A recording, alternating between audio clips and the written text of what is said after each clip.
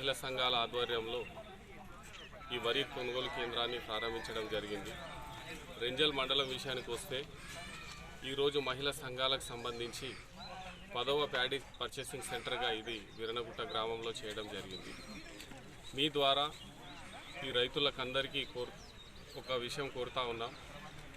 ఎప్పుడు లేనిది రెంజల్ మండలంలో పెద్ద సంఖ్యలో మహిళా సంఘాల ఆధ్వర్యంలో దాదాపు 10 వరి కొనుగోలు కేంద్రాలు ప్రారంభించడం జరిగింది.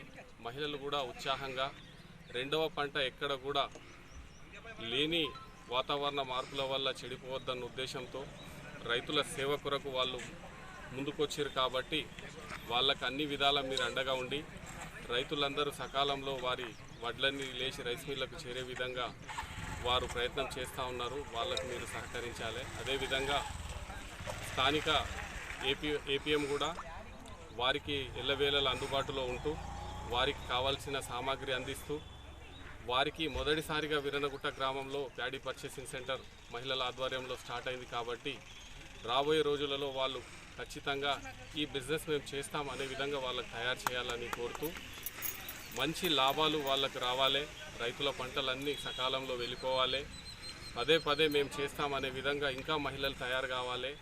గౌరవ శాసనసభ్యులు సుదర్శన్ రెడ్డి గారి ఆదేశాలు మహిళలను ధనవంతుల్ని చేయాలి, మహిళలను అన్ని బిజినెస్లలో వాళ్ళను రాణించాలి. వాళ్ళందరూ కోటేశ్వరులు అయిన రోజు మన కుటుంబాలు కూడా ఆర్థికంగా ఫిట్ అవుతాయి అన్న ఉద్దేశంతో ఈ కార్యక్రమాలు చేపట్టడం జరిగింది. కాబట్టి మహిళలకు ఎల్లవేళలా కాంగ్రెస్ పార్టీ అండదండలు ఉంటాయి. అదేవిధంగా గ్రామస్తులు కూడా వారికి అన్ని విధాల సహకరించవలసిందిగా మీ ద్వారా కోరుతూ ఈ అవకాశం ఇచ్చిన ముఖ్యంగా వీరనగుట్ట గ్రామస్తులందరికీ పేరు పేరున ధన్యవాదాలు తెలుపుతూ నాతో పాటు వచ్చిన కాంగ్రెస్ కుటుంబ సభ్యులకు అందరికీ కూడా ధన్యవాదాలు.